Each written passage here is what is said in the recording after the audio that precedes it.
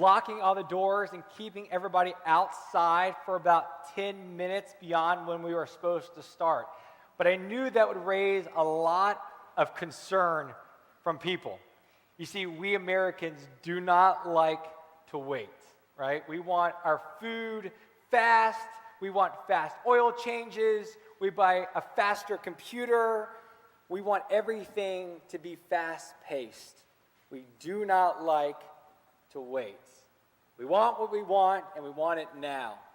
Well, the New York Times wrote an article a number of years ago about some executives at a Houston area airport. And this airport was getting a number of complaints from passengers about how long they were waiting for their bags to come from the airplane to the baggage carousel. And so the executive said, okay, what we're going to do is we're going to hire more baggage handlers. And then they hired these guys, and it became one of the nation's fastest baggage handling airports. The problem was that the complaints did not stop. Then they realized that it was only about a 1-minute walk from the arrival gate to the baggage claim. So people were arriving and then waiting for their bags. So in order to address the issue, they took the arrival gate and they moved it a short walk down the terminal. And as a result, you know what happened to the complaints? They dropped. No more complaints. See, we hate to wait. We go to the grocery line and we're calculating what is the fastest line. We go to the doctor's office, you see the list of people ahead of us, and you're like, oh, we're going to be here all day. You know, we don't like to sit in traffic, and I could go on and on and on and on about how much we hate to wait. But here's the thing, there are times in our lives when we must wait, when we cannot go forward. Maybe we're not ready, or there's something that has to happen in the meantime or in the in-between time. So that time between where you started and where you want to be. And today, we're going to see that God's people are in a time of waiting. They're in a season of wandering, and we're going to learn from them how to live expectantly in our own season of waiting. For the last 5 weeks, we have been on a journey together through the Bible, really looking at God's story and his relationship with us. And we're using a book called The Story, not as a replacement for the Bible, but as a guide to help us see the big picture. And what we're seeing is there's an upper story and a lower story. And in the upper story, we see God's grand plan to set things right, to redeem his people and to put us back in a right relationship with him. And then we see in the lower story how God's plan is lived out in our daily lives, in ordinary people like you and me. And last week, we continued to look at a man named Moses. And Moses was called out of his very ordinary life to lead God's people out of slavery in Egypt, where they had been in captivity for over 400 years.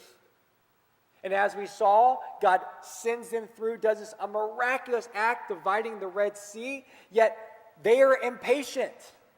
And as God is giving Moses the 10 Commandments, they're in the midst of that time already breaking the first 2. Wondering where Moses is, why he's taking so long, they take their most precious possessions, melt it down, throw it into a fire, and as Aaron said last week, out popped a calf.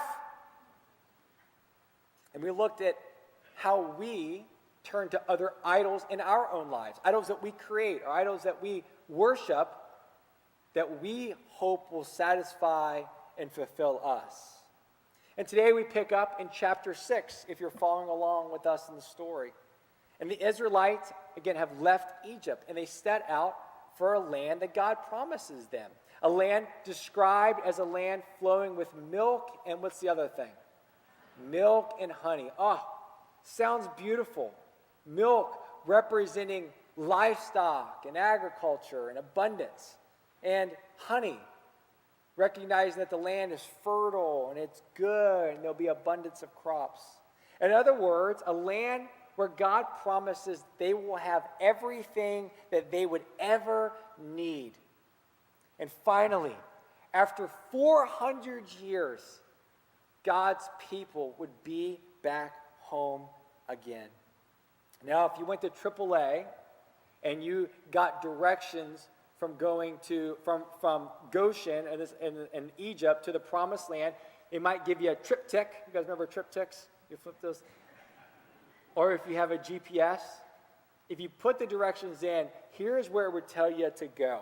See, right along the Mediterranean Sea was the most popular, most famous, and most direct route between the Egyptian area of Egypt and the Promised Land up to the right-hand side of the screen. And this was known as the Way of the Sea, naturally, because it followed the Mediterranean Sea. And it was beautiful.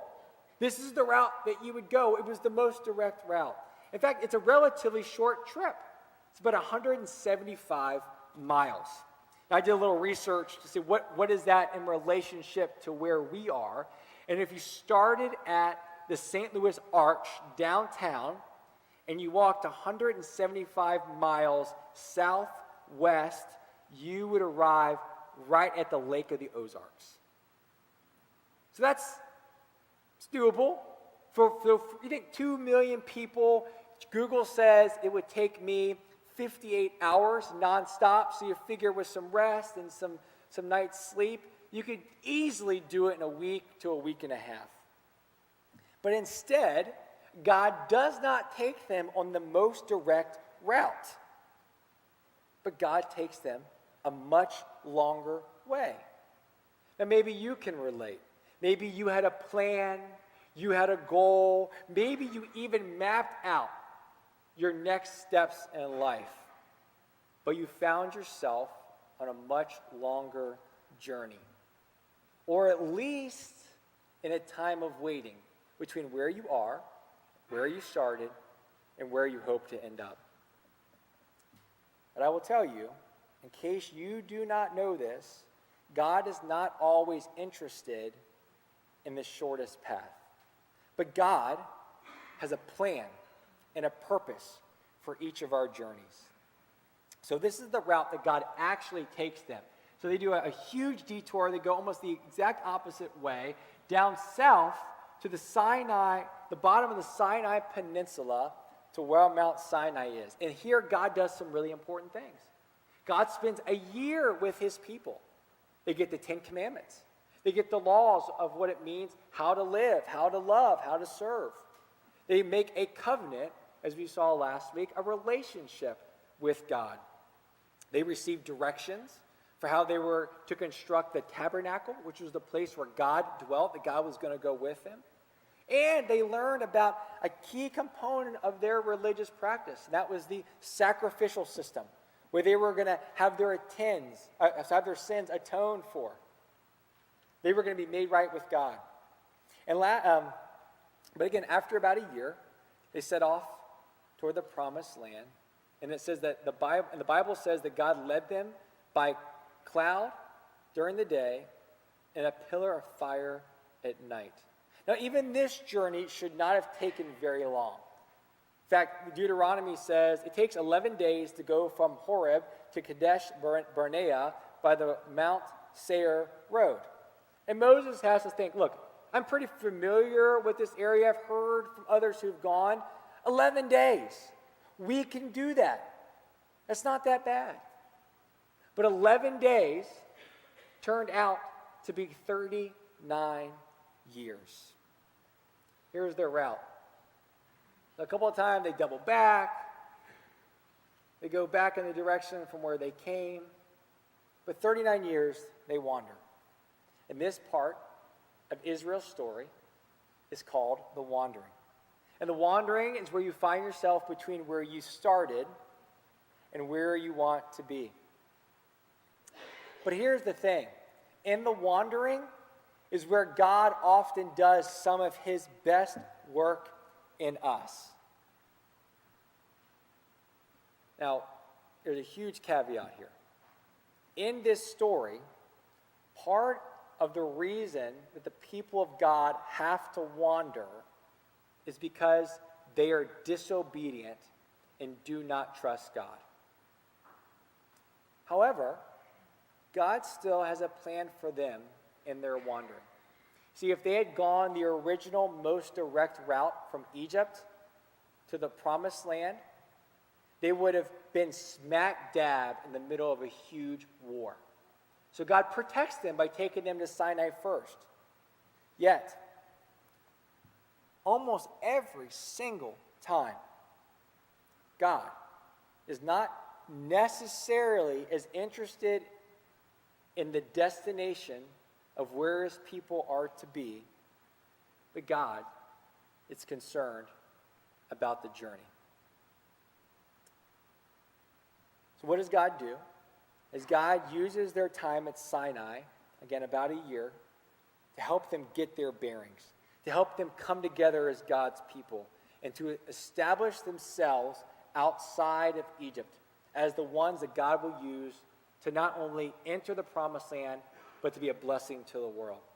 So I wanted us to think about some times of wandering or waiting in our own stories. The place between where you are and where you wanted to be. And for some of us, that was after graduation, whether graduation from high school or college, in that period of time of waiting about what job you might get. What is your career going to look like? Getting your foot in the door and getting yourself established. Others, it was between maybe dating, and the period between dating and when you wanted to get married, or even a period of dating and not dating. Sometimes that period of waiting can be when you are let go from your job. And you're in the in-between and not sure if you're going to find a job or when that job might come about. Or some of you, your period of wandering, of waiting, actually happened much later in life. After you retired. After you stepped away from your career and trying to figure out, who am I? Where is God having me? What is God doing with me during this season? For some, the time of waiting or time of wandering is between a diagnosis and remission. For others, on a more celebratory note, it's that moment that you know, or you find out that you're pregnant. And there's a time, 9 months, to get ready for a new baby that's coming into the house. See, I don't know what specifically you might be waiting on. I don't know why God might have you in this season of wandering, but I do know that we have some questions we need to answer. One is how we choose to live in this space, or how will we choose to live in this space between where we are and where we want to be. See, the idea of waiting is inevitable. But how we wait, or our attitude in the midst of waiting, is our choice. The reality is I struggle in times of waiting and wandering, that space in between. In fact, I've heard it said this: most people prefer the certainty of misery to the misery of uncertainty. I'll put that one more time. Most people prefer the certainty of misery to the misery of uncertainty. See, we often want the journey to be over so that we can arrive at our destination and know for certain how things are going to turn out. But when you look at some of the most significant people in the Bible, we see that God is never in a hurry. A few weeks back, we looked at Abraham, and God comes to Abraham and says, Abraham, you're my man. You're going to be blessed, and you're going to be a blessing. And one of the signs of that is you're going to have a child. And Abraham waits 24 years before his son is born. Then Joseph has these amazing dreams, and where people are bowing down to him. He's in a position of power, a position of influence and of blessing. But Joseph has a season of waiting of nearly 13 years between being in slavery and in prison. Moses, whose story we're in the midst of now, spent 40 years out in the wilderness, being a fugitive from the law, and another 40 wandering with his people. David, who was anointed to be king, who Samuel says, you're the guy, you're the rightful heir to be on the throne, has to wait 20 years before he actually assumes that role. And each of them, during their life, had to wrestle with what was God's plan during that season. And what we see in the upper story is that God is never early and that God is never late. Even if in the lower story, in our daily life, we think that God has veered too far away from our plans. See, what we see in God's story, what we see in our story, is that God is more concerned about who we are becoming rather than where we are going or what we are doing. God is more concerned about who we are becoming rather than where we are going or what we are doing. Yes, God has a plan. And his plan is to take the Israelites and to get them into the promised land. But he wants to get something into them during their wandering. See, we see it from our perspective. We want the wandering to be over. But God often does some of his best work in the midst of our waiting. So the question is going to be, how do we live in the wandering, in the time of waiting, when we don't have the full perspective of the upper story? Well, let's look how the Israelites did it. And the primary characteristic, we heard a little bit about this in the video, the primary characteristic of the Israelites during this time is complaining and whining. Here's what Numbers says. So the rabble with them began to crave other food. And again, the Israelites started wailing and said, if only we had meat to eat. We remember the fish we ate in Egypt at no cost. No cost. It cost them everything. They were slaves. They were in bondage. And they also go on, also the cucumbers and the melons and the leeks, the onions and the garlic. But now we have lost our appetite. We never see anything but this manna, this substance that every day God would provide for them, that when they baked it into bread, said it smelled and tasted like bread dipped in olive oil. Like, that sounds horrible, right? It sounds beautiful. And here they are complaining. Life was better in Egypt. We had food at no cost. Why can't we go back to the good old days? The scripture goes on to say that family after family whined about this. So the Lord said to Moses, how long will these people treat me with contempt? How long will they refuse to believe in me, to trust in me, despite all the signs I have performed among them? You see, God rightly sees the complaining as the Israelites lacking trust in him. But you got to hear this, and you got to know this. Complainers are not a subset of people. Each of us, you and me, have a complainer that lives inside of us. So why is God so angry at their whining? Why is he making such a big deal out of this? Well, whining is the opposite of worship. You can either whine and complain, or you can worship. Whining is ignoring and overlooking what God has done. So you can't complain, whine, and overlook what God has done, and at the same time, worship. Where worship is paying attention to and thanking him for all that he has done. When we complain, everything that God asks for us to do, for me to do, is too much. It's too much, too big. But when we are thankful, when we worship, that is reversed. You see, when we complain, everything God asked me to do is too much, and everything that God has done for me is too little. And in order to gain a proper perspective on God's work in our life, in order to see things from the upper story, we need to reverse that perspective. And what complaining does is that complaining reveals more about us than our situation. For the Israelites, their complaining revealed their complete lack of trust in God. And we see the effects of this when God's people approach the promised land for the first time.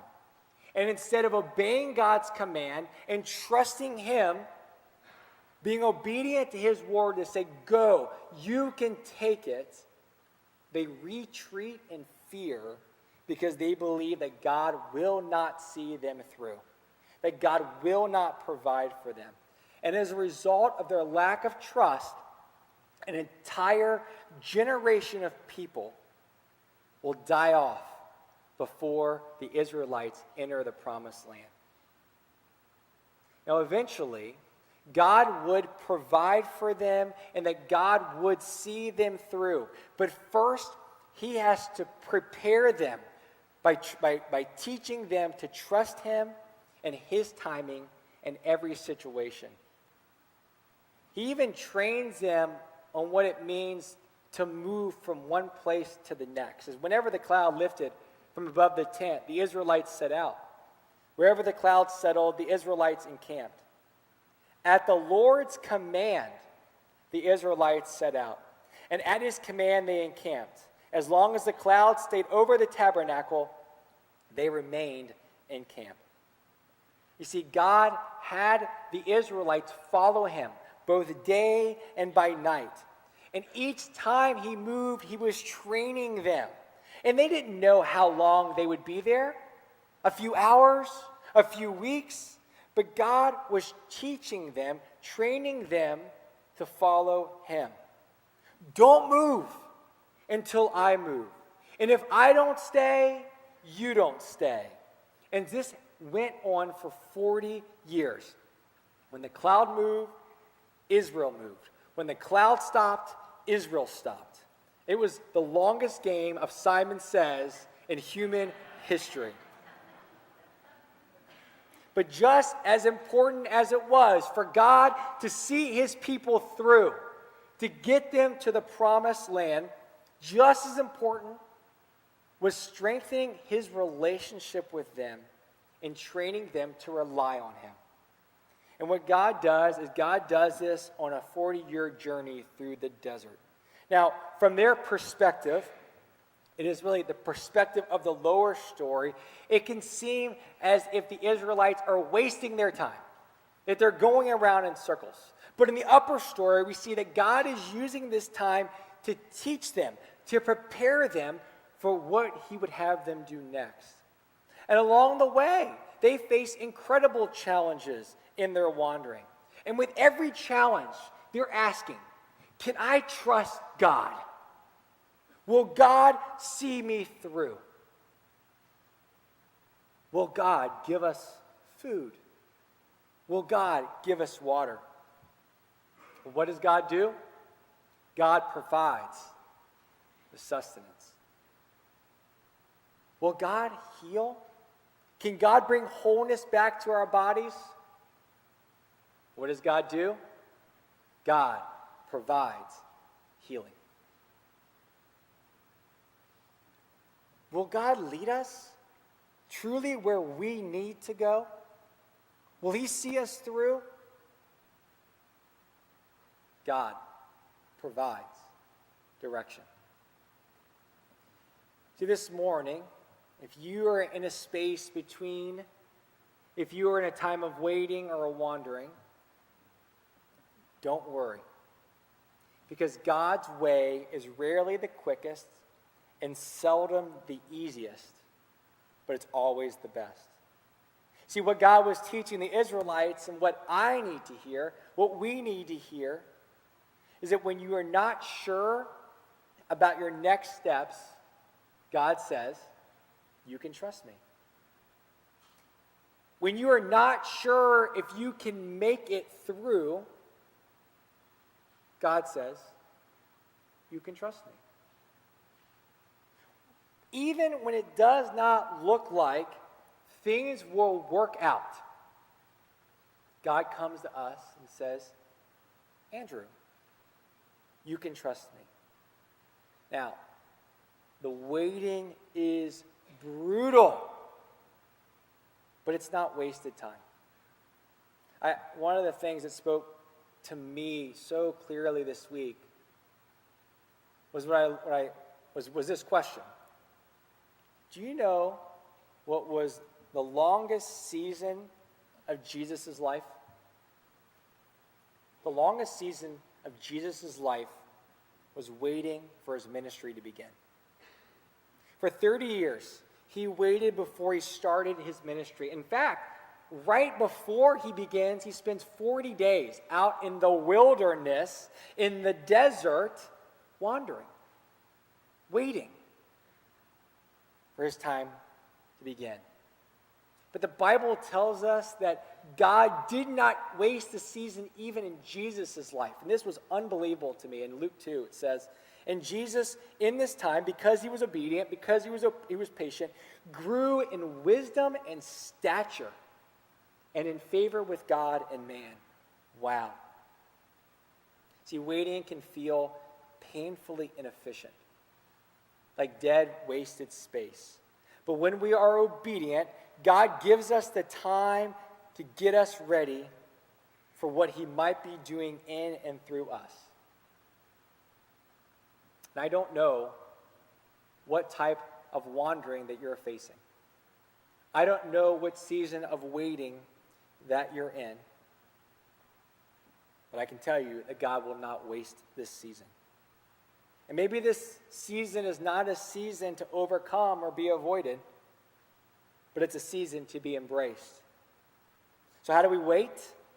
How do we spend time in this season? Is that we need to live expectantly. Though we are people who live in the lower story, as Christians, we know that we serve and are watched over by a God who writes the whole story. And he has not forgotten us, and his plan for us is good, and he has a plan for you, and his plan for you is good. So one question you might ask during a time of wandering or during a season of waiting is, what work does God have for me? What work does God need to do in me to prepare me for what is to come?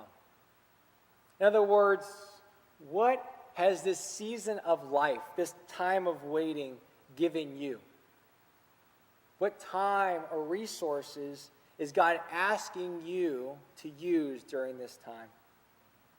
Maybe the question is, where does God want you to learn to trust him? What area of your life have you not yet given over to him? What area of your life do you need to trust him with? In other words, what does God need to do in you before he brings you to your own promised land? See, God is more concerned about who you are becoming than he is about where you're going and what you are doing.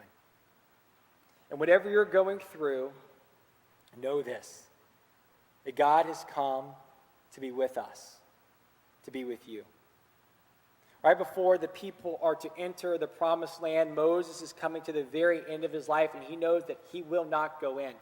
But the word he gives to Joshua is a word of encouragement and hope for him, and I hope a word of encouragement to us. It says, then Moses summoned Joshua and said to him in the presence of all of Israel, be strong and courageous, for you must go with this people into the land that the Lord swore to their ancestors to give them. And you must divide it among them as their inheritance. The Lord himself goes before you and will be with you. He will never leave you nor forsake you. Do not be afraid. Do not be discouraged. So if you have nothing else to be grateful for in your wandering, may you be grateful that you do not wander or wait alone. And I'm so glad that you are here this morning to hear that you would not only know that your Heavenly Father is with you, but there's a group of people in this room, each of us, in our own season of wandering and waiting that want to walk along with you. See, my hope is that you would know that same God, that same Spirit that led the Israelites through the desert by a cloud during the day and a fire at night has come to be with us and to guide us in our wandering. But what this will require is for us to trust him so that we might experience all that he has for us and all that he has for you and for me. Let us pray.